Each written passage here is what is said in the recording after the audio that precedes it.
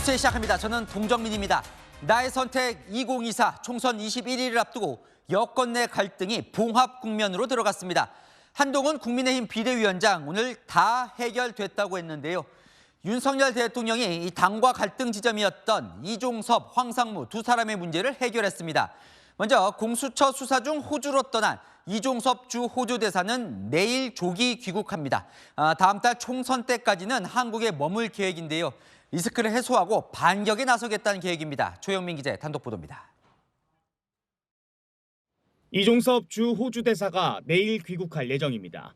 호주 출국 11일 만입니다. 오는 25일 열리는 주요 6개국 재외 공관장들의 방산협력회의에 참석한다는 게 표면적 이유입니다. 하지만 총선을 앞두고 이 대사 악재를 해결해달라는 여당의 요구를 윤 대통령이 전격 수용했다는 분석입니다. 이 문제는 총선을 앞두고 정쟁을 해서 국민들께 피로감을 드릴 만한 문제가 아니라고 생각합니다. 즉각 소환하고 즉각 귀국해야 한다고 생각합니다. 이 대사는 귀국 후 총선이 끝나는 다음 달 10일까지 호주로 재출국하지 않고 국내에 머물 계획으로 알려졌습니다. 정부 고위 관계자는 마치 해외로 도주한 것처럼 비판을 받은 상황에서 굳이 총선 전에 다시 해외로 나갈 일은 없을 것이라고 말했습니다. 대신 민주당이 줄기차게 이어온 도주 공세에 더 이상 수세적인 모습은 없을 거라는 게 대통령실 설명입니다. 고위공직자범죄수사처의 빠른 조사를 촉구하며 야당 공세에 반박하는 이 대사의 기자회견도 검토 중입니다. 대통령실 고위 관계자는 출국 금지까지 하며 수사해온 공수처가 이 대사 귀국 직후 곧바로 부를지 지켜볼 것이라고 말했습니다. 이에 대해 공수처는 우리가 세운 일정대로 수사를 진행할 것이라고 밝혔습니다. 채널A 뉴스 조영민입니다. 기자 테러 발언 논란이 있던 황상무 대통령 시민사회 수석도 결국 사퇴했습니다. 대통령실이 대통령의 사의 수용 사실을 밝힌 시각 새벽 6시 49분. 그만큼 전격적이었다는 거죠. 여당은 급한 불을 껐다며 환영했습니다. 송찬욱 기자입니다. 윤석열 대통령은 황상무 시민사회 수석이 두 번째 사의를 표명하자 결국 수용했습니다. 기자 테러 발언으로 논란이 된 지 엿새 만입니다. 앞서 황 수석은 논란이 벌어진 다음 날인 지난 15일 첫 사의를 표명한 걸로 알려졌습니다. 당초 윤 대통령은 식사 자리에서 나온 발언인 만큼 사퇴까지 할 사안은 아니라고 봤습니다. 하지만 지난 주말부터 이어진 참모진 건의와 국민의힘 요구에 황 수석 거취를 정리하기로 결정한 겁니다. 황 수석은 오늘 새벽 다시 사의를 표명했고 대통령실은 오전 6시 49분 사의 수용 사실을 알렸습니다. 대통령실 관계자는 거취가 불안정한 상황에서 시민사회 수석으로서 시민단체 등을 만나기 어려워진 사정을 대통령이 이해한 것이라고 전했습니다. 국민의힘 수도권 출마자들은 환영했습니다. 어려운 결단 해주셔서 감사하다. 그러니까 선수로 뛰는 입장에서. 국민 눈높이에 맞는 결정이라고 생각을 하고요. 더불어민주당은 민심을 받아들인 건 다행이라면서도 역풍에 놀라 마지못해 내린 결정이라고 깎아내렸습니다. 채널A 뉴스 송찬욱입니다. 한동훈 국민의힘 비대위원장도 화답했습니다. 윤석열 정부와 국민의힘은 운명 공동체라고요. 그러면서 반격 채비를 했습니다. 이현재 기자입니다. 한동훈 국민의힘 비대위원장은 대통령실의 조치를 민심에 따른 결정이라고 치켜세웠습니다. 황상무 수석 오늘 사퇴했고 이종섭 호주 대사 곧 귀국합니다. 절실하게 민심에 반응할 겁니다. 더불어민주당은 그러지 않고 있습니다. 당의 요구를 대통령실이 수용하며 갈등이 봉합되는 모양새가 되자 한 위원장은 운명 공동체라는 표현까지 쓰며 원팀을 강조했습니다. 국민의힘과 윤석열 정부는 운명 공동체입니다. 그렇게 해야 폭주하는 이재명 사당과 흥진당 종북 세력의 이 나라의 주류를 차지하는 것을 막을 수 있습니다.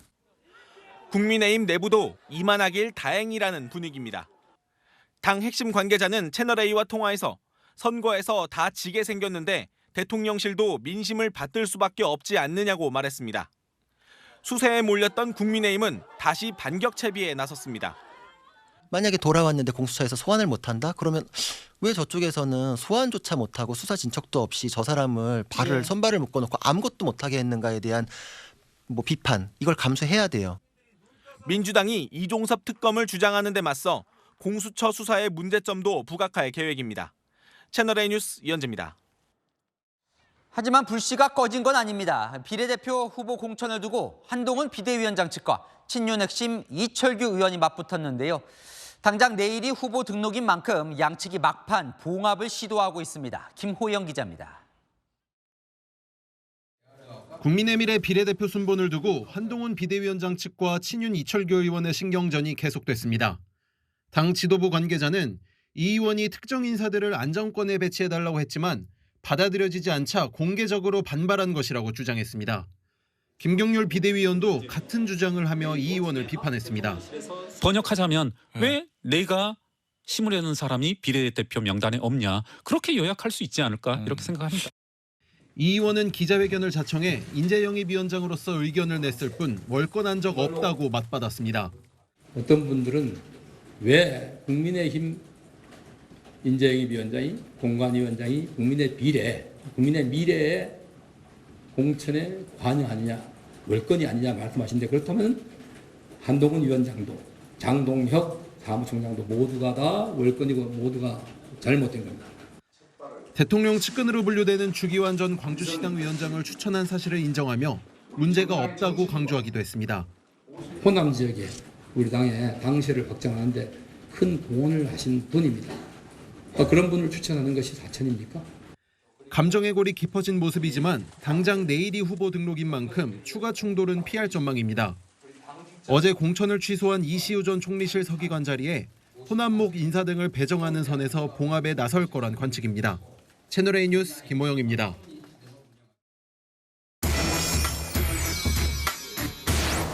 네, 한기자 정치부 유승진 기자 나와 있습니다. 대통령실과 한동훈 위원장 측의 갈등, 두 번째 타협이라고 제목을 정했는데 완전히 타협이 된 거예요?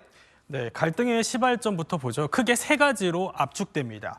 황상무 수석 거취와 이종섭 대사 귀국, 그리고 국민의힘 비례대표 순번 배치죠. 일단 황 수석과 이 대사 문제는 앞서 리포트에서 보셨듯이 해소됐습니다. 황 수석 사퇴나 이 대사 조기 귀국에 선을 그은 대통령실이 한 발 물러서며 타협을 본 거죠. 이 과정에서 이 대통령실과 당도 긴밀히 소통한 걸로 알려집니다. 한 위원장도 거리 인사에서 여당이 나서서 해결했다는 취지로 말을 하더라고요.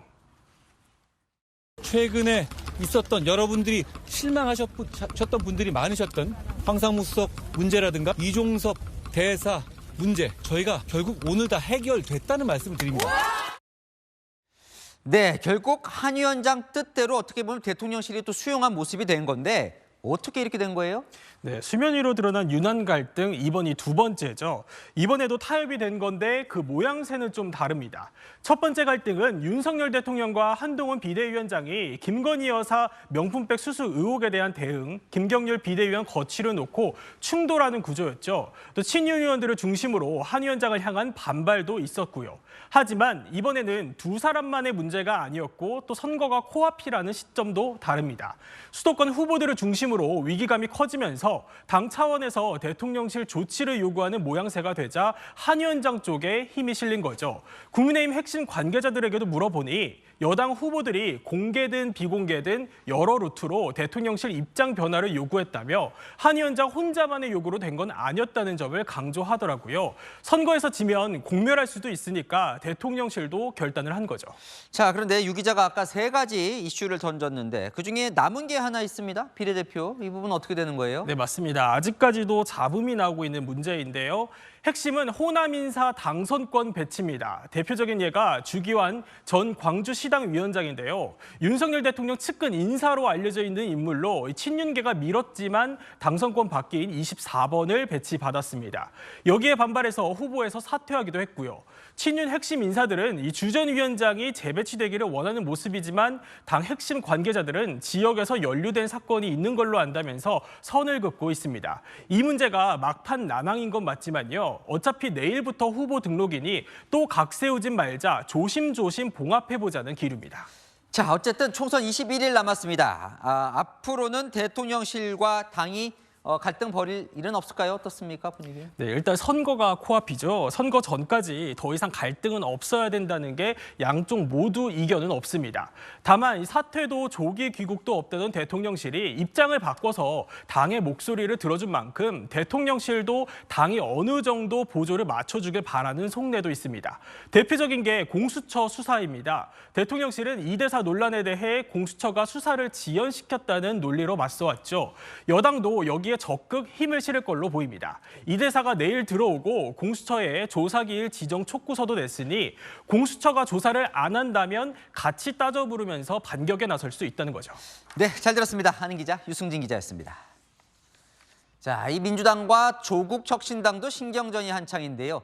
민주당은 이 조국혁신당 명예당원을 언급한 박지원 후보의 엄중 경고 조치했습니다. 조국 대표는 지역구는 민주당 찍어도 비례는 취향에 따라 조국혁신당을 찍어달라는 취지로 비패론을 새로 들고 나왔습니다. 이세진 기자입니다.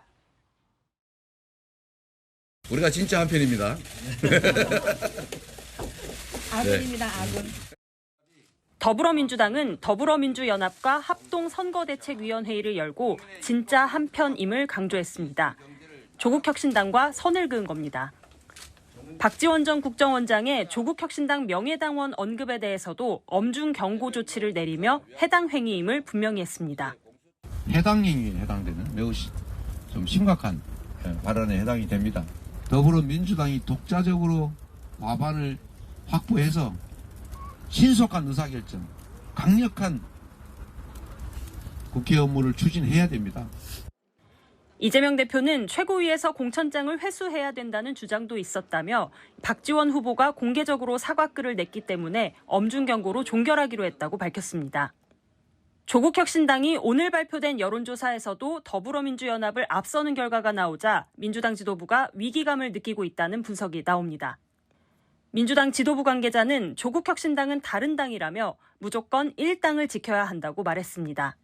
반면 조국혁신당 대표는 비패론을 내세우며 민주당 지지층에게 지지를 호소했습니다. 조 대표는 비패에 가면 여러 코너가 있지 않냐면서 유권자들이 더불어민주연합과 조국혁신당의 강령과 임무를 보고 선택하면 된다고 강조했습니다. 한 친문계 인사는 총선 후 조국혁신당이 친문의 구심점이 될 가능성이 있다면서 이 대표 입장에서는 상당히 껄끄러울 것이라고 말했습니다.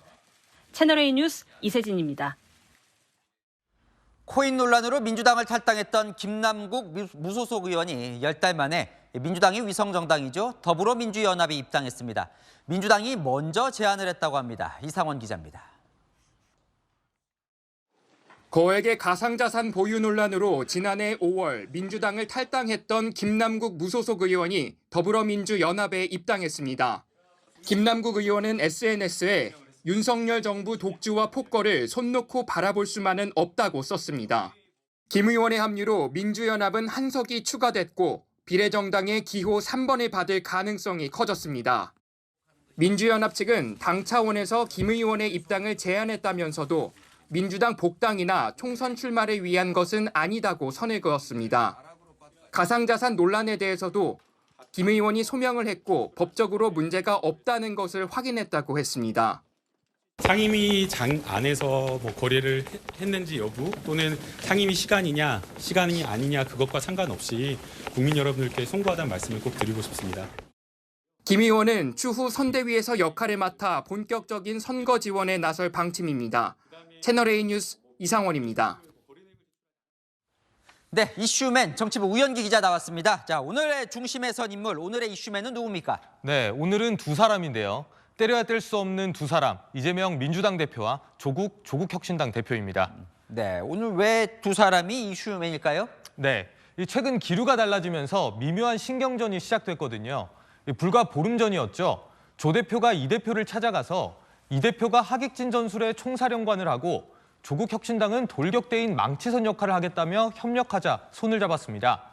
실제로 그 이후에 서로를 공격한 적이 없었습니다. 마치 약속한 것처럼요. 그런데 조국혁신당의 지지율이 무섭게 치고 올라오자 이재명 대표도 더불어민주연합에 표를 몰아달라, 소위 몰빵론을 외치기 시작했죠. 그리고 이 발언이 나온 겁니다. TK에 계신 분들의 입장은 윤석열은 싫은데 민주당으로는 안 가는 겁니다. 조국 신당으로 오시는구나. 조국 대표께서 설마 그렇게 말씀하셨겠나 싶습니다. 잘못 표현했거나 그랬을 것이라고 생각합니다. 이 대표의 설마는 조 대표 공격 대상은 윤석열 정권인데 민주당을 공격했을 리 없다는 뜻이라는 게 대표실 설명입니다. 자, 이 두 사람의 관계가 상당히 좀 흥미로운데요. 일단 이재명 대표, 이 조국 대표를 어떻게 보고 있습니까? 네, 사실 이 대표와 조 대표 어떤 큰 정치적 인연도 이해관계도 없던 사이죠. 조 대표가 2심까지 유죄를 받은 상황이라 크게 대선 경쟁자로 보지 않는다는 게 최근까지 대표 주변 이야기였는데요. 지금은 좀 달라진 것 같습니다. 견제와 단속 대상으로요. 왜냐? 현재 이재명 대표와 민주당에게 가장 중요한 목표 일당이 달려있기 때문이죠. 조국 혁신당의 비례를 뺏겨 원내 일당을 하지 못하면 국회의장도 법사위원장 자리도 흔들린다는 겁니다. 자, 반대로 그러면 조국 대표는 이재명 대표를 지금 어떻게 보고 있는 거예요? 네, 일단은 조국 대표, 이 대표와의 확전을 극도로 자제하는 모양새입니다. 조국 혁신당 관계자는 지역구가 없는 비례정당이라 자칫하다가는 높은 지지율이 꺼질 수도 있는 살얼음판이라고 말하기도 하던데요. 민주당 지역구 후보를 찍은 유권자들의 표를 주로 노리고 있다 보니 이 민주당과 척을 져서는 좋을 게 없다는 거죠. 그러나 오늘 조 대표 한 진보 진영 유튜브에 출연해서 몰빵론에 비패론으로 맞불을 놓더라고요. 지역구는 민주당 후보 찍고 비례대표는 취향에 따라 조국 혁신당 찍으라는 건데 민주당이 들으면 불편할 소리인 거죠. 근데 유권자들 보기에는 결국 총선 뒤에 뭐 두 당이 합당하는 거 아니냐 이렇게 보는 시각도 있는데요. 자, 두 사람 앞으로 어떻게 될까요? 네, 이 민주당 지역구 의원들은요. 조국 혁신당이 야권 지지를 끌어올려줘서 이 박빙 지역구에서 도움이 된다 이런 얘기도 나옵니다. 하지만 이재명 대표 입장에서는 경쟁 관계가 맞습니다. 우군보다 아군이 많아야 한다는 오늘 발언이 그걸 보여주는 건데요. 총선도 총선이지만 그 이후까지도 영향을 줄 수 있기 때문입니다. 실제 한 친문계 인사는 조국 혁신당은 이 대표에게 모간에 가시가 생긴 것이라고 은유적으로 표현하더라고요. 공천 파동을 겪으며 기껏 이재명당을 만들어놨는데 향후 친문 세력의 구심점이 될 수도 있는 조국 혁신당이 생겼다는 거죠. 두 사람의 경쟁, 이제 시작이라는 관측이 나오는 이유입니다. 네, 잘 들었습니다. 이슈맨 우영기 기자였습니다. 네, 총선 여론보다 오늘은 남부 혈투의 중심인 낙동강 벨트 여론을 살펴봅니다. 10곳의 지금 판세는 어떨까요? 전민영 기자가 분석해드립니다. 수성이냐 탈환이냐 치열한 싸움이 벌어지는 곳 바로 낙동강 벨트입니다. 모두 10곳인데요. 여론조사를 보면 민주당 현역의 벽이 만만치 않습니다. 오늘 발표된 낙동강 벨트 격전지 부산 북갑 여론조사를 보면 당의 출마 요구를 받고 재배치된 오선 중진 서병수 의원을 현역 전재수 민주당 의원이 앞서고 있습니다. 부산 사하갑 최인호 민주당 의원은 이성권 국민의힘 후보를 오차범위 밖에서 앞섰고 김정호 민주당 현역 의원도 조혜진 국민의힘 의원과의 대결에서 한 차례 앞선 뒤 오차범위 내 접전 양상입니다. 국민의힘의 중진 자객 공천으로 접전이 벌어지는 곳들도 있습니다. 경남지사 출신 국민의힘 김태호 의원과 민주당 김두관 의원이 맞붙는 경남 양산을은 오차범위 내 접전, 43대 43 동률이 나오기도 했습니다. 장제원 국민의힘 의원이 불출마 선언을 한 부산 사상구는 초박빙입니다. 국민의힘 김대식 후보와 민주당 배재정 후보 1%포인트 차입니다. 고 노무현 전 대통령의 묘역인 봉하마을이 있는 김해갑, 3선을 지낸 현역 민홍철 민주당 의원과 국민의힘 박성호 후보 초접전입니다. 다만 문재인 전 대통령의 평산마을이 있는 경남 양산갑은 국민의힘 현역 의원이 오차범위 밖에서 앞선 결과가 지난달 나왔습니다. 선거구 조정으로 분리된 부산 부글과 강서 지역은 아직 나온 조사가 없습니다. 채널A 뉴스 전민영입니다. 지역구 254곳 중에서 뜨거운 곳만 찾아다닙니다. 더 스팟 254. 오늘은 경기 성남 분당 갑으로 갑니다. 안보경 기자입니다. 1기 신도시 분당과 2기 신도시 판교가 공존하는 이곳 경기 성남 분당갑입니다. 똑같이 4선에 도전하는 거물급 두 후보가 맞붙습니다. 후보들부터 만나보겠습니다. 현역은 대선 주자급인 3선 안철수 국민의힘 후보. 강원지사를 지낸 3선 이광재 민주당 후보가 도전장을 냈습니다. 원래 강원도에서 여러 가지 일을 하셨던 분인데 종로 공부를 열심히 하시다가 갑자기 또 분당으로 오시게 됐습니다. 안철수 후보는 대통령 선거 3번 나와서 지명도가 높죠. 그리고 지역구에서는 일을 너무 안 한다. 얼굴을 볼 수가 없다. 분당갑은 지난 2000년 분구 이후 7번의 총선에서 6번을 보수 정당이 이겼습니다. 지난 총선 국민의힘이 11개 중 6개 동에서 앞서며 0.72%포인트 차 신승을 거뒀지만 대선 때부터는 대부분 동 민심이 국민의힘으로 쏠리면서 최근 보궐선거와 지방선거까지 여당이 승리했습니다. 최근 여론조사에서는 두 후보가 오차범위 접전을 벌이고 있습니다. 제가 나와 있는 이곳 판교 테크노밸리입니다. 카카오, NC소프트 등 IT 기업이 모여 있는 곳이죠. 안철수 국민의힘 후보가 운영했던 안랩도 이곳에 있습니다. 안 후보, 이 IT 표심에 각별히 공을 들이고 있습니다. 여기가 이제 IT 상권이에요. IT 상권이고 이제 음식점을 하고 있는데요. 조금 더 판교가 회사들이 많아서 젊은 분들이 예. 제2판교, 제3판교도 만들어지니까 좀 더 많은 회사들 유치하고 이 판교 테크노밸리를 실리콘밸리처럼 영속하게 만들고 싶답니다. 안 후보는 카이스트 인공지능연구원, 키스트 분원 등 연구기관과 영재고등학교 유치도 약속했습니다. 이광재 민주당 후보가 이른 아침부터 나와 있는 이곳 삼평동은 민주당 우세 지역이었다가 지난 대선부터 표심이 돌아선 곳입니다. 이 후보 되찾아오겠다며 공을 들이고 있습니다. 여기서 홍대 가는 것도 1시간 반은 걸리거든요. 지하철 연장이 되면 좀 더 좋을 것 같아요, 어머니. 맞아요. 8호선, 3호선 전철이 연결돼야 되는데 해당 지자체, 해당 지역 국회의원, 경기도 국토부 장관 연석회의를 해서 결론을 내야 된다고 합니다. 이 후보는 강원도 국회의원 시절 서울 강릉 KTX를 추진한 경험이 있다며 교통 문제 해결을 자신했습니다. 류효정 개혁신당 후보도 이 지역에 도전장을 냈습니다. 1기, 2기 신도시 계획에 맞게 그대로 분당시 그리고 판교구로의 행정 개편을 제가 공약했습니다. 인지도 높은 여야 거물급 두 후보가 정면으로 맞붙은 이곳. 주민들은 어느 후보의 손을 들어줄까요? 더스팟 254 경기 분당갑에서 채널A 뉴스 안보겸입니다. 총선 21일 앞두고 여야 대표는 모두 수도권으로 향했습니다. 발언 수위는 점점 올라가고 있는데요. 마크맨 최수연, 정현주 기자입니다. 한동훈 국민의힘 비상대책위원장은 경기도 안양에서 열린 첫 현장 선거대책 회의에서 국민의힘과 민주당은 3가지 차이가 있다고 했습니다. 첫째, 재건축 규제를 완화하고 활성화하는 것을 찬성하느냐 반대하느냐. 둘째, 경기의 행정구역을 리노베이션하는 것을 찬성하느냐 반대하느냐의 차이입니다. 세 번째, 민심을 무시하느냐 민심에 반응하느냐의 차이입니다. 한 위원장 지금은 경기도 안양의 한 공원에서 시민들과 만나고 있습니다. 안양은 세 곳 모두 민주당 현역 의원이 있는 경기도 내 험지입니다. 저희가 안양에서 꼭 이기고 싶습니다. 그 이유는 우리가 이겨야만 하기 때문입니다. 지금 폭주를 막을 세력은 지금 저희밖에 없습니다. 대한민국 사법 시스템이 이재명, 조국 대표에게 책임을 묻지 못하고 있다면서 국민이 심판해야 한다고 강조했습니다. 사법 시스템과 수사 시스템이 이 두 사람에게 합당한 책임을 묻는 것을 지금까지 실패하고 있습니다. 제가 인정합니다. 저는 수사기관을 이끌었던 사람으로서 여러분들 앞에 죄송하다는 말씀을 드립니다.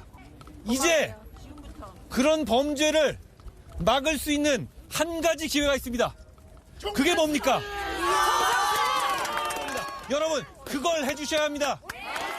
전통시장에서는 연단에 올라 국민의힘은 민심을 따르고 민주당은 거부하는 세력이라며 차별화에 나섰습니다. 채널A 뉴스 최수연입니다. 지금 이곳은 인천동 미추홀 의뢰한 시장입니다. 지난 총선 때 민주당 남영희 후보가 단 111표 차이로 진 곳인데요. 이재명 대표 4년 만에 리턴 매치에서 승리를 호소했습니다. 우리 남영희 후보 이번에는 일할 수 있는 기회를 만들어 주십시오.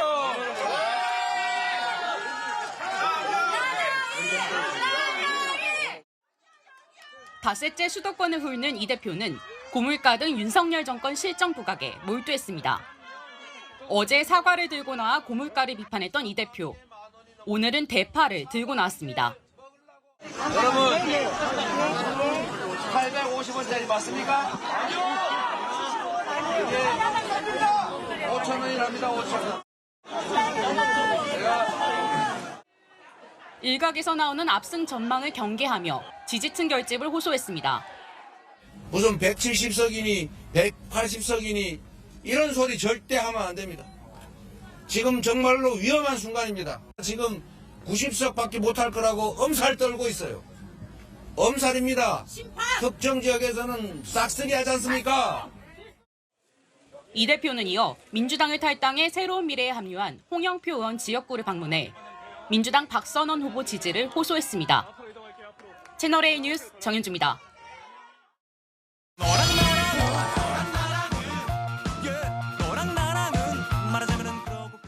네, 윤수민 기자와 여랑여랑 시작합니다. 첫 번째 주제 보겠습니다. 자, 이재명 대표 마이크를 들고 있는데요. 하루에 3번 뭘 했습니까? 네, 어제 하루에 3번이나 기자회견을 했습니다. 선거 유세하려고 지역 4곳을 갔는데 한 곳 빼고 모두 기자회견을 한 겁니다. 왜 이렇게 기자회견을 많이 한 거예요? 네, 기자회견 모습 보시면 이해가 될 것 같습니다. 꼭 당선시켜 주십시오. 지금부터는 개방된 공간에서 하긴 하지만 기자회견이기 때문에 뭐 함성이나 이런 거 박수나 언론 여러분들 질문 있으면 몇 가지만 받고 말씀을 좀 드리도록 하겠습니다. 정권을 심판하는 날입니다.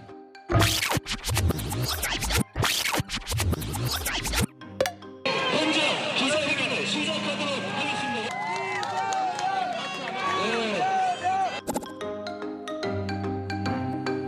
시민 여러분, 그동안 잘 계셨습니까? 글쎄요, 기자회견인지 뭐 선거 유세인지 좀 헷갈리긴 하네요. 네, 이 선거법 위반을 피해가기 위해서 이렇게 한 건데요. 아직 공식 선거운동 기간이 아니라 다중을 대상으로 마이크를 사용할 수 없거든요. 그런데 목적이 기자회견이면 마이크를 사용할 수 있는데요. 일종의 꼼수 같은 거죠. 당장 국민의힘에선 비판이 나왔습니다. 아직까지는 우리 선거법은 마이크를 쓰지 못하게 하고 있습니다. 물론 이재명 대표는 그런 거 안 지킵니다. 그렇지만 저는 법을 지키고. 네, 하지만 이 대표 오늘도 기자회견을 열고 마이크를 잡았습니다. 네, 다음 주제 보겠습니다. 자, 강북을에서 공천을 받은 조수진 후보 그리고 유시민 작가죠. 무슨 얘기일까요? 네, 유시민 작가가 조 후보에게 한 농담이 논란인데요. 조 후보, 유 작가가 길에서 배지를 주었다는 농담을 했다고 전했습니다. 유시민 장관하고 아침에 만났습니다. 뭐라고 하세요? 조수진 변호사는 배지를 그냥 주었다. 배지를 주었다. 그러니까 뭐 사실상 당선이다 이런 겁니까? 네, 서울 강북을은 민주당 계열이 7번 내리 승리를 거둔 곳이죠. 경선에서도 압도적으로 이긴 게 알려져서 자신감이 붙은 걸까요? 어제 이재명 대표가 이례적으로 득표율을 공개했습니다. 전국 권리당원은 박용진 후보가 23.15, 조수진 후보가 76.8, 가감산을 하지 않은 상태에서 박용진 30.08, 조수진 69.93, 가감산 없이 압도적인 차이로 후보가 결정됐으니 이제 이 얘기는 여기서 끝냅시다. 네, 당 선거관리위원회는 수치는 공개할 수 없다고 했는데 이 대표가 직접 발표한 건데요. 시스템 공천이라는 점을 강조하기 위해서라고 합니다. 네, 주제 하나 더 보겠습니다. 대통령과 대파가 보여요. 875원과 9,000원. 뭘까요? 네, 여야가 싸우고 있는 대파 가격입니다. 10배 이상 차이가 나는데요. 발단은 윤석열 대통령이 물가 점검을 나섰을 때의 대파 가격입니다.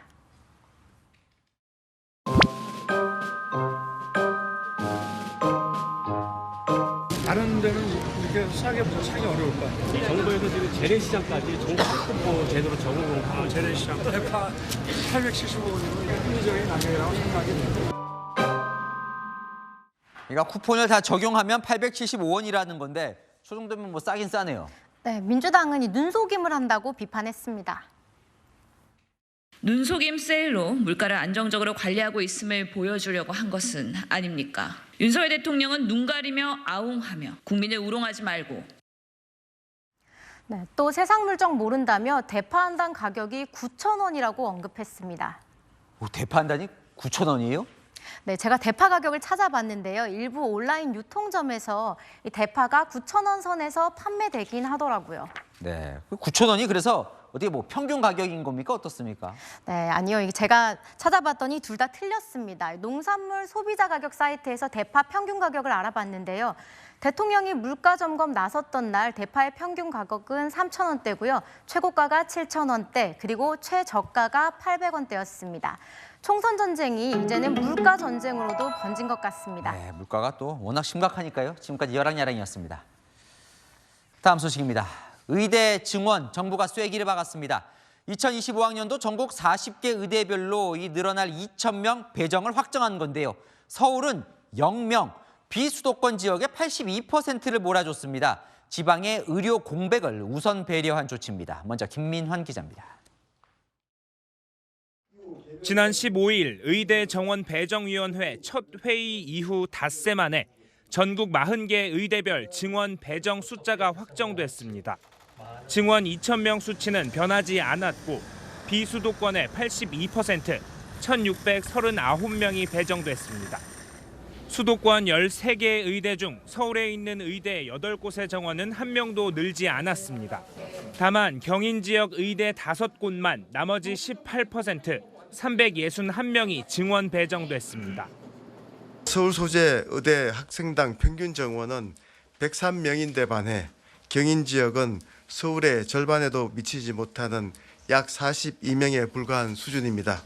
서울은 최상의 의료 여건을 갖췄고 대형 상급 종합병원이 있는 점도 서울 지역 의대 정원을 늘리지 않은 이유라고 설명했습니다. 서울 대신 의료 여건이 열악한 지방과 경인 지역에 집중적으로 증원해 의료 격차를 줄이겠다는 겁니다. 현재 지방 의대 여건으론 증원된 의대생을 수용할 수준이 안 된다는 지적에 대해선 인프라가 갖춰져 있고 지원도 이어갈 것이라고 밝혔습니다. 현재 규정상 의대 교수 1명당 학생 수는 8명이지만 전국 40개 의대의 평균은 교수 1명당 학생 1.6명에 불과합니다. 정부는 오늘 발표된 의대 증원 내용은 더 이상 변경될 여지가 없다고 못 박았습니다. 2,000명의 증원은 의사 부족을 해소하기 위한 최소한의 숫자입니다. 각 대학은 정부의 이번 정원 배정 결과를 반영해 오는 5월 신입생 모집 요강을 공개하게 됩니다. 채널A 뉴스 김민환입니다. 지금까지는 국내 의대 중에 서울대 의대가 가장 정원이 많았는데요. 이번 증원으로 서울대 의대보다 큰 지방 의대 10곳이 생겨납니다. 각 지역에 거점 국립대를 키워서 졸업 후에도 지방에 머물도록 유도하겠다는 겁니다. 이어서 홍란 기자입니다. 국내 가장 큰 의대로 꼽히는 서울대 의대의 한 학년 정원은 135명으로 동결됐습니다. 반면 경북대, 경상대, 부산대, 전북대, 전남대, 충북대, 충남대 7곳은 정원이 200명으로 늘었습니다. 원광대와 조선대, 순천향대는 정원이 150명으로 확대 조정됐습니다. 서울대 의대보다 정원이 많은 대학이 10곳이 된 겁니다. 특히 충북대의 경우 49명이었던 기존 정원보다 4배 넘는 200명을 배정받았습니다. 10명 이하 이른바 미니의대 17곳의 정원도 2배 이상 확대됐습니다. 시설도 충분히 갖춰놨고 교원도 충분히 확보해놨기 때문에 현재 지원을 해도 큰 문제가 없고. 정부는 이번 의대 정원 배정의 핵심 원칙을 지역 완결형 의료체계를 구축하는 데 뒀다고 설명했습니다. 지역 거점 국립대 이번에 정원도 많이 늘렸는데 거기를 지역 완결형 의료체계 구축의 핵심 축으로 육성을 하겠습니다. 특히 정부는 지역 인재 선발 기준을 현행 40%에서 최대 60%까지 자율적으로 확대한다는 방침입니다. 지역 의대를 졸업한 의사들이 지역 병원에서 일정 기간 근무하도록 학비와 거주비 등을 지원하는 지역 필수 의사제도 서둘러 도입할 계획입니다. 지역 의대 중심으로 의대 정원을 늘리고 지역 인재 위주로 선발하는 한편 지역 의사로 남도록 유도해 지역 필수 의료 시스템을 정상화한다는 계획입니다. 채널A 뉴스 홍란입니다. 이렇게 정부가 돌아갈 다리를 끊고 증원을 확정하자 의사들은 오늘부터 정권 퇴진 운동까지 거론하며 반발하고 있습니다. 앞으로 어떻게 대응할지 대책을 마련 중이라는데요. 서주희 기자가 보도합니다. 대한의사협회는 윤석열 정부를 겨냥한 비판을 쏟아냈습니다. 대한민국 14만 의사들은 의지를 모아 윤석열 정권 퇴진 운동에 나서기로 했습니다. 정부가 이렇게 폭력적으로 밀어붙이는 이유는 누가 봐도 명확합니다. 총선 때문입니다. 전국의과대학 교수협의회는 2,000명 증원은 교육 환경을 고려하지 못한 결정이라고 주장했습니다. 근데 지금 학생을 딱 받아놓고 새로 건물을 지을 수 있다고 생각하시는지는 잘 모르겠습니다. 해리포터 같은 세상이면 가능할까요? 의료 현장을 이탈한 전공의들이 복귀할 움직임은 보이지 않고 있습니다. 박단 전공의협의회 비대위원장은 여기저기 흩날리는 말은 많지만 전공의와 학생은 정적이다라는 글을 SNS에 올렸습니다. 의대생 대표들도 공동 성명서를 내고 휴학계 수리를 강력히 요구한다며 반려할 경우 행정소송에 나서겠다고 목소리를 높였습니다. 의대 교수들과 전공의 의대생들은 잠시 뒤인 오후 8시부터 정부의 의대 증원 배정에 대한 대응 방안 등을 논의할 예정입니다. 채널A 뉴스 서주입니다.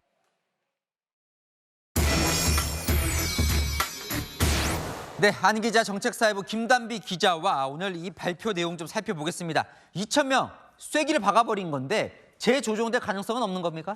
네, 지금 단계에선 확정이라고 봐야겠습니다. 두 가지 이유에서인데요. 오늘 발표된 배정 결과는 당장 올해 8개월 뒤 수능을 보는 현재 고3 학생들부터 적용이 됩니다. 교육부는 서둘러 각 대학의 배정 결과를 통보하고 있고요. 이를 받은 대학은 늘어난 학생을 어떻게 뽑을 것인지 입학 전형과 학칙을 고쳐 한국대학교육협의회로부터 승인을 받게 됩니다. 그러니까 남은 건 대학교육협의회 승인 절차 하나인데 이것은 늘어난 학생을 정시로 뽑을지 수시로 뽑을지 전형에 대한 심사일 뿐 정원에 대한 검토가 아니기 때문에 사실상 오늘 정부 발표가 정원 확정인 겁니다. 한국대학교육협의회 한 관계자는 대교협의 승인은 절차상 요식 행위일 뿐 인원이 조정되는 일은 없다고 봐야 한다고 했습니다. 그러니까 전국 40개 의대에 몇 명씩 이제 배정을 할지를 오늘 확정한 건데 네. 눈길을 끄는 건 서울이 0명 없어요. 네. 서울 지역 의대 8곳의 정원은 단 한 명도 늘지 않았습니다. 앞서서 365명의 증원을 신청했지만 받아들여지지 않은 건데요. 대신 2,000명의 증원분의 82%를 지방에, 18%는 경인 지역에 배정했습니다. 일각에선 서울 역차별이라는 말도 나오는데요. 실제로 서울 역차별을 이유로 행정소송이 제기됐습니다. 교육부는 OECD 국가의 국민 1,000명당 의사수를 정원 배정의 근거로 들었습니다. 지난해 기준 OECD 회원국 평균 인구 1,000명당 의사수는 3.7명인데 서울이 3.61명으로 근소합니다. 반면 경기, 인천만 하더라도 1.8명으로 2위 밑으로 떨어집니다. 의사수가 상대적으로 더 적은 지역 위주로 증원분을 배정했다는 게 정부 설명입니다. 지역 거점 국립대병원의 역량을 끌어올려 고사 위기에 놓인 지역 의료를 살리겠다는 게 정부의 취지입니다. 자, 지금부터 관건은 이렇게 늘어난 의대생을 제대로 가르칠 수 있느냐 이거 같습니다. 네. 정원이 49명이었던 충북대는 200명으로 4배 늘었고요. 경상국립대, 울산대도 3배 이상 늘었습니다. 충북대, 울산대는 정원이 50명 미만인 대표 미니 의대였었죠. 이번 결정으로 서울대, 연세대 등 서울 주요 의대보다 규모가 큰 의대가 됐습니다. 정부는 각 대학 본부가 신청한 한도 안에서 배정이 이루어졌다고 밝히고 있는데요. 특히 배정위원회가 각 대학의 실습 여건, 또 향후 계획 충실성 등을 따졌고 기존 인원 자체가 너무 적었기 때문에 교육의 질 저하는 우려할 부분이 아니라고 설명했습니다. 하지만 의료계 주장은 좀 다릅니다. 전국의대교수협의회 비대위는 한 예로 한 의대에서 학생 130명을 수용하는 강의동을 새로 고치는 데만 4년이라는 시간이 걸리고 250억 원이란 자금이 들어갔다고 설명했는데요. 2,000명을 늘리는 건 현재로선 마법 같은 일이라고 지적하기도 했습니다. 자, 앞으로 이것도 궁금하지요. 자, 일단 쐐기는 박았어요. 끝났습니다. 그러면 의사들, 단체들 어떻게 한답니까? 전혀 안 돌아와요? 네, 집단 사직은 물론이고요. 개원이들의 집단 휴업까지 고려하고 있습니다. 약 20분 뒤 의사협회와 전공의들이 온라인 회의를 갖는데요. 당장 빅5 병원 교수들은 다음 주 월요일 사직서를 일괄 제출하겠다고 하고 대한의사협회는 오늘 시작된 차기 회장 선거가 끝나면 집단 행동에 나설 가능성이 높습니다. 단 대화의 여지는 있습니다. 말씀드린 대로 각 대학이 학칙을 개정해 공고하기까지 한 달여의 시간이 남았기 때문에 의료 공백을 봉합할 대화의 장이 열릴 물리적 시간은 있고요. 또 총선이라는 변수가 있죠. 강대강 기조대로 갈지 더 지켜봐야겠습니다. 잘 들었습니다. 하는 기자 김단비 기자였습니다. 네, 아동 성범죄자 조두순이 야간에 외출하지 말라는 명령을 어겨서 또다시 수감됐습니다. 아내와 다퉜다며 40분간 무단 외출했다가 징역 3개월을 선고받은 겁니다. 조현진 기자입니다. 경찰 수십 명이 정문에 서 있습니다. 조두순의 1심 선고를 앞두고 삼엄한 경계가 펼쳐졌습니다. 앞서 결심 공판 때 조두순이 취재진 질문에 자유롭게 답했던 것과는 분위기가 확 달라졌습니다. 아니, 나 가만히 있어. 얘기는 해가지고 얘기 자르고 가면 안 되죠. 만지지 마요. 돈 닦지 마요, 어디. 조두순은 지난해 12월 아내와 싸웠다며 외출 금지 시간인 밤 9시를 넘어 40분간 밖에서 머무른 혐의로 재판에 넘겨졌습니다. 당시 집에서 6~7m 떨어진 방범초소 주변을 배회한 것으로 알려집니다. 1심 법원은 징역 3개월을 선고하고 법정 구속했습니다. 위반 행위가 단 한 차례라도 가볍게 볼 수 없다며 피고인의 경제 상황을 비춰보면 벌금이 실효성 있는 제재라 보기도 어렵다고 지적했습니다. 조두순은 당황한 듯 경찰 초소에 간 게 잘못이냐며 구속되는 게 맞냐고 혼잣말을 하기도 했습니다. 지난 2020년 12월 출소했던 조두순은 3년 4개월 만에 다시 철창 신세를 지게 됐습니다. 주거지 주변에 설치된 특별치안센터의 24시간 근무도 잠시 중단됩니다. 채널A 뉴스 조현진입니다. 하극상 논란을 빚은 이강인 선수가 오늘 공개 사과했습니다. 주장 손흥민은 용기 있는 자세를 보여줬다라고 화답했습니다. 정윤철 기자입니다.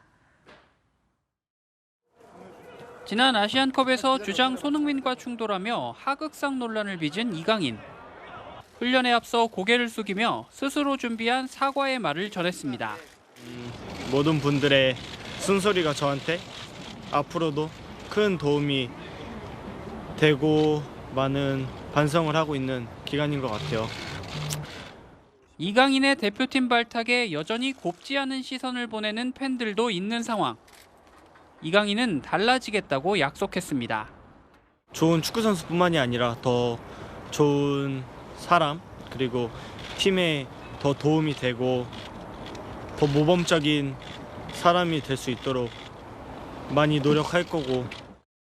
이강인은 어제 저녁 숙소에서 모든 팀원들에게도 사과했습니다.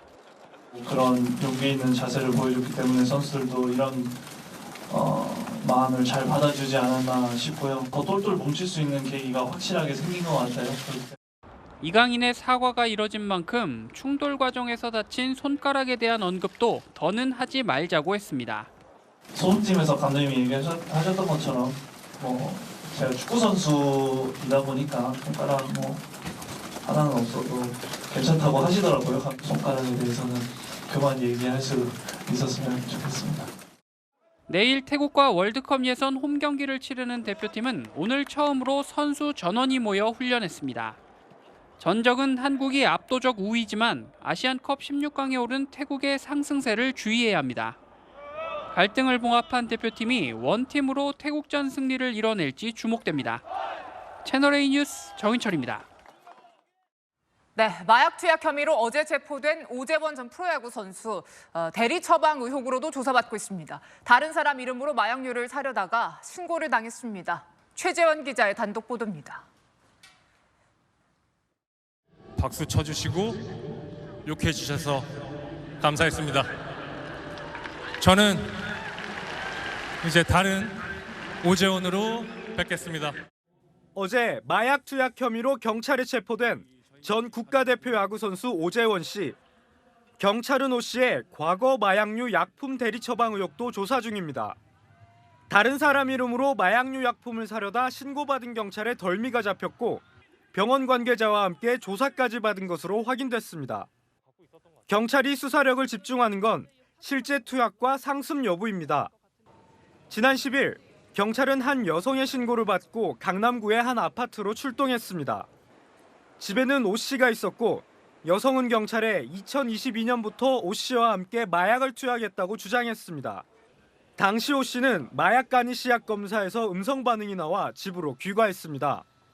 하지만 경찰은 오 씨의 마약 투약 정황을 추가로 발견해 법원으로부터 영장을 받아 어제 체포한 겁니다.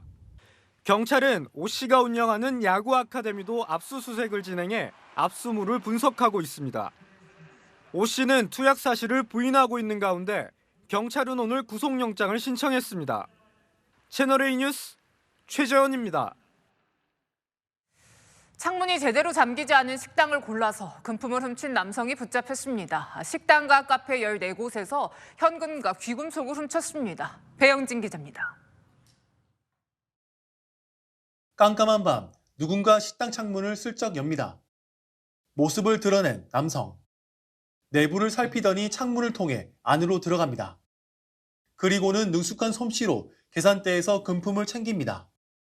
30대 남성 A씨는 이런 수법으로 대전과 세종 지역 식당과 카페 14곳에서 현금과 귀금속 1,100만 원치를 훔쳤습니다. 모두가 퇴근한 이후 창문이 제대로 잠기지 않은 곳을 노렸습니다. 경찰의 추적을 피하기 위해 여러 번 옷을 갈아입었고 기차와 택시 등 대중교통을 이용해 지역을 옮겨 다니며 달아났습니다. 경찰은 닷새간 동선을 추적한 끝에 경기 수원시에서 A씨를 포착했고 잠복 끝에 현행범으로 체포했습니다. 생활고에 시달리다 보니까 분명히 했다고 이렇게 얘기를 하고 그 훔친 돈은 이제 거의 쓴 것 같아요. 컴퓨터 부품 같은 걸 팔았다고 이렇게 얘기를 하더라고요. A씨의 여죄를 수사한 경찰은 마약 소지 및 투약 사실도 확인해 관련 혐의를 추가하고 구속했습니다. 경찰은 범죄 피해를 막기 위해 영업을 마친 뒤 창문이나 출입문 상태를 꼭 확인할 것을 당부했습니다. 채널A 뉴스 배영진입니다. 네, 400% 수익을 얻을 수 있다. 상장을 앞둔 주식을 확보했다며 투자금 50억 원을 챙긴 일당이 종적을 감췄습니다. 피해자만 130명이 넘습니다. 이세하 기자의 단독 보도입니다. SNS의 한 무료 주식 공부방입니다. 26일 코스닥에 상장하는 웨어러블 로봇 업체 주식을 확보했다며 투자하면 무조건 대박이라고 꼬드깁니다. 아무래도 그 LG전자가 이제 투자를 했기 때문이겠죠. 따따상 갔을 때는 400%까지도 좀 미리 생각해두고.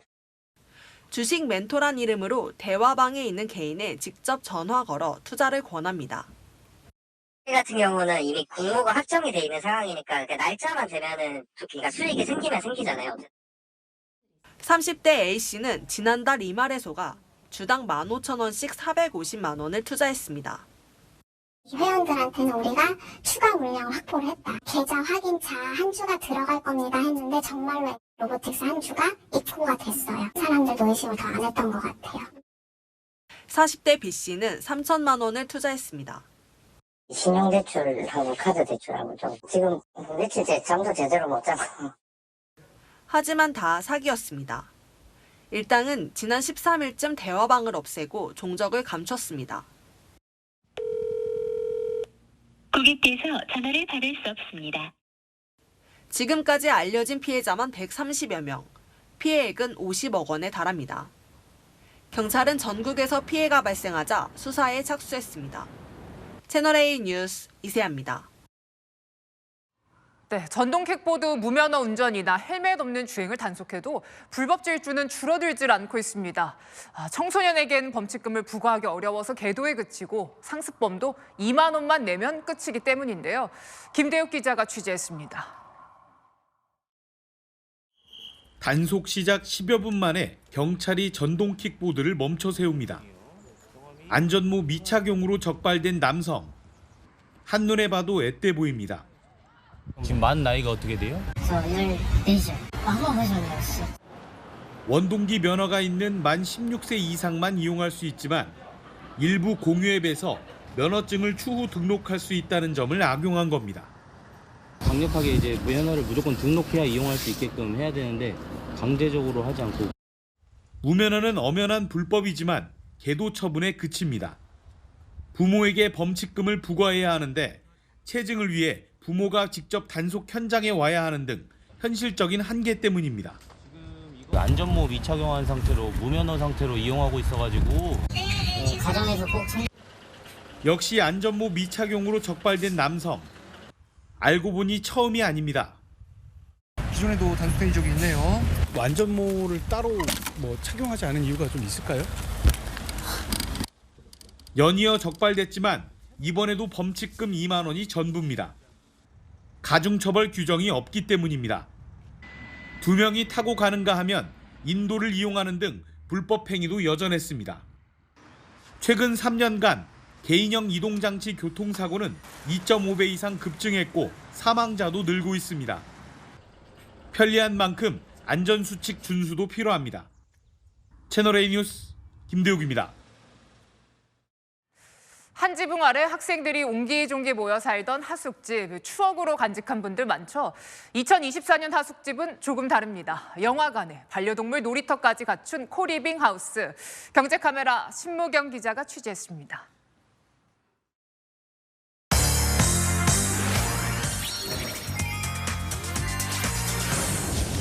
(1987년) 하숙집입니다.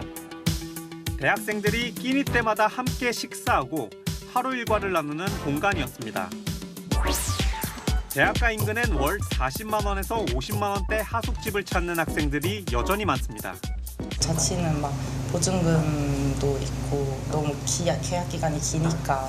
근데 하숙하면은 그냥 학기에 맞춰서 또 계약할 수 있고 또 아침이나 저녁 챙겨주시는 게 너무 편하고 좋아가지고 하숙 선택했어요. 직장인으로 대상을 넓힌 2024년판 하숙집 코리빙 하우스는 개인 침실은 물론 다양한 맞춤형 공용 공간을 제공합니다. 지난해 8월 서울의 코리빙 하우스에 입주한 서재용 씨는 퇴근 후 공용 주방에서 식사를 합니다. 공용 공간에서 영화를 보거나 운동도 합니다.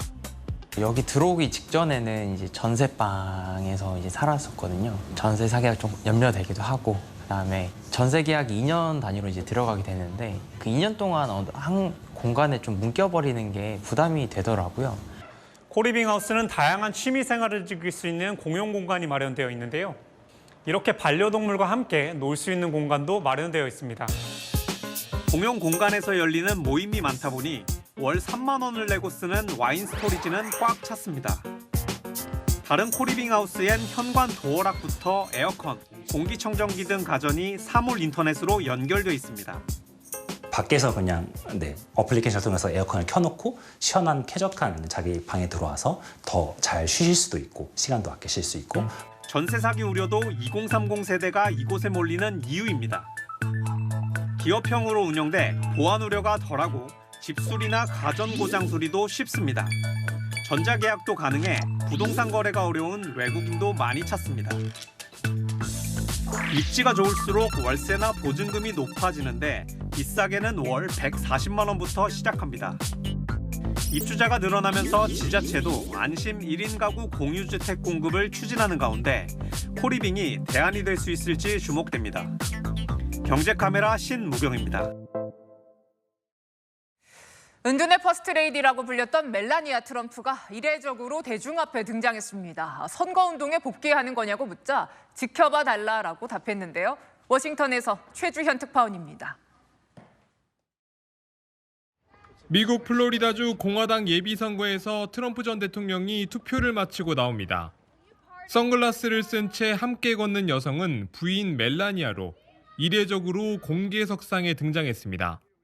Mrs. Trump, are you going to return to the campaign trail with your husband? Stay tuned. 트럼프 전 대통령도 알 수 없는 미소를 짓습니다.